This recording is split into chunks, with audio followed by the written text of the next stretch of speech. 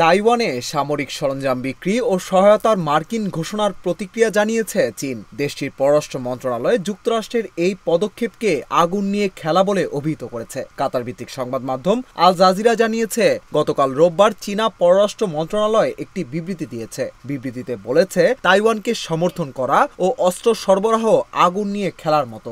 এর ফলাফল যুক্তরাষ্ট্রের জন্য ভালো হবে না।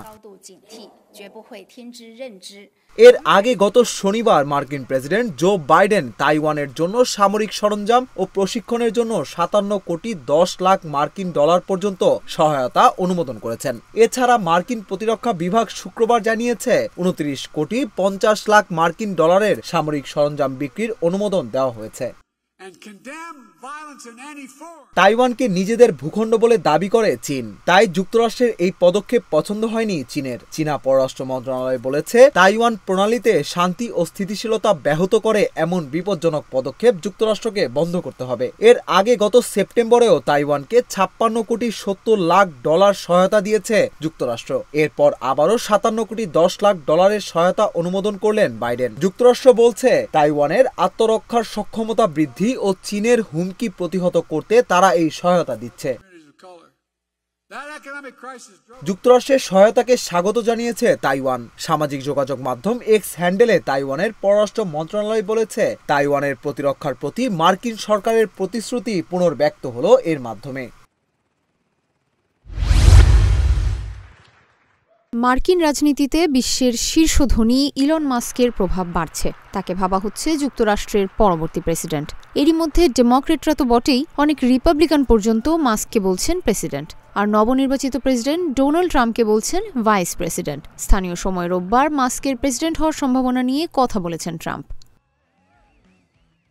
অ্যারিজোনায় এক সংবাদ সম্মেলনে ট্রাম্প বলেন, আমি আপনাকে বলতে পারি তিনি প্রেসিডেন্ট হচ্ছেন না। জানেন কেন তিনি পারবেন না? কারণ তার জন্ম হয়নি এই দেশে। ইলন মাস্কের জন্ম দক্ষিণ আফ্রিকায়। মার্কিন সংবিধান অনুযায়ী দেশটির একজন প্রেসিডেন্টকে আমেরিকাতেই জন্ম নিতে হবে।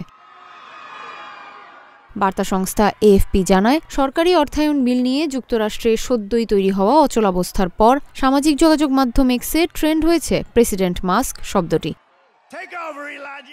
রাষ্ট্রীয় অর্থায়ন বিলটি গত বৃহস্পতিবার কংগ্রেসের নিম্নকক্ষ প্রতিনিধি পরিষদে পাশ হতে পারেনি। সে কারণে কেন্দ্রীয় সরকারের সংস্থাগুলোর কার্যক্রম আংশিকভাবে বন্ধ হয়ে যাওয়া, অর্থাৎ শাটডাউন হওয়ার আশঙ্কা দেখা দেয়। দেশকে এই হুমকির মুখে ঠেলে দেওয়ার পেছনে মূল ভূমিকা ছিল মাস্কের।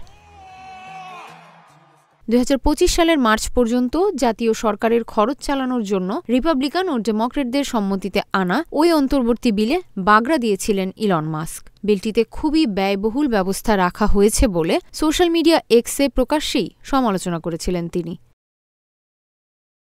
বিলটি যাতে পাশ না হয় সেজন্য তিনি কংগ্রেস সদস্যদেরকে হুমকিও দিয়েছিলেন। হাউস এবং সিনেটের যে সদস্যরা বিলের পক্ষে ভোট দেবেন তাদেরকে পদ থেকে সরিয়ে দেওয়া হবে বলে মাস্ক হুমকি দেন।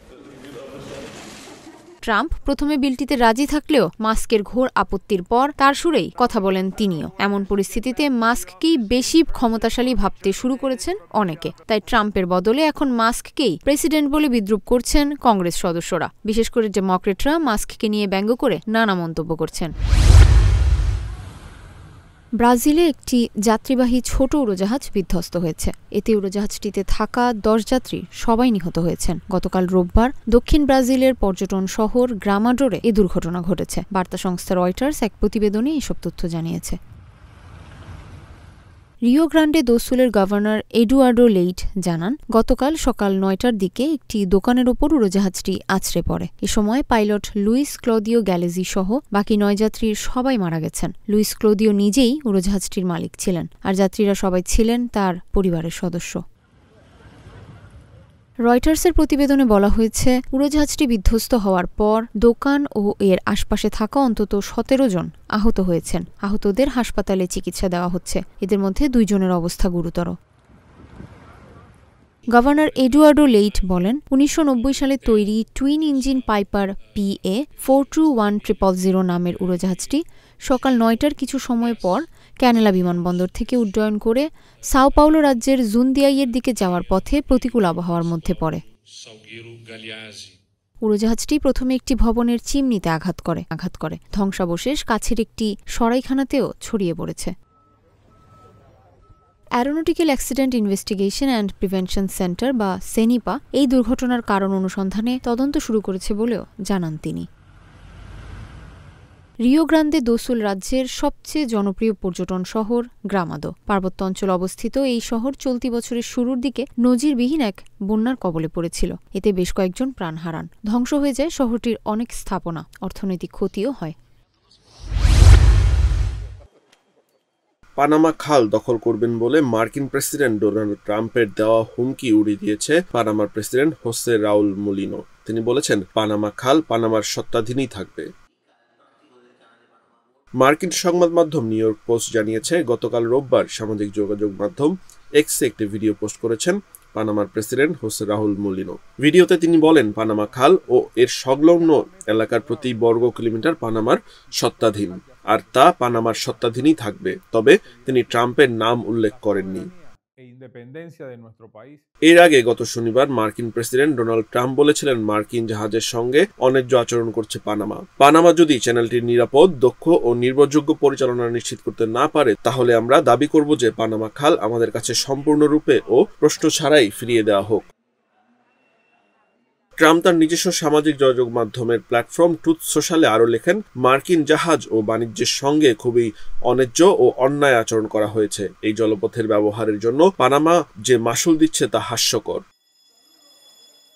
পানামা খাল ঘিরে চীনের প্রভাব বাড়ছে বলেও অভিযোগ করেন ট্রাম্প। তিনি বিষয়টিকে যুক্তরাষ্ট্রের জন্য উদ্বেগজনক হিসেবে অভিহিত করেন। পানামা খালের উপর যুক্তরাষ্ট্র ব্যবসায়িক নির্ভরতা রয়েছে। পণ্যবাহী জাহাজ চলাচলের জন্য যুক্তরাষ্ট্র এই জলপথ ব্যবহার করে। ট্রাম্প বলেন, পানামা খাল শুধু পানামার ব্যবস্থাপনার জন্যই ছিল, চীন বা অন্য কারো জন্য নয়। আমরা পানামা খালকে কখনোই ভুল হাতে পড়তে দেব না। লাতিন আমেরিকার দেশ পানামা ঐতিহাসিকভাবে যুক্তরাষ্ট্রের মিত্র। পানামা খাল খননের ব্যাপারেও যুক্তরাষ্ট্রের ভূমিকা রয়েছে। 1900 শতকের দিকে যুক্তরাষ্ট্র খালটি খনন করেছিল। শুরুর দিকে পানামার সঙ্গে যৌথভাবে খালটি পরিচালনা করলেও 1999 সালে মার্কিন সরকার খালটির নিয়ন্ত্রণ ছেড়ে দেয়। তখন থেকে পানামা একাই খালটি পরিচালনা করছে।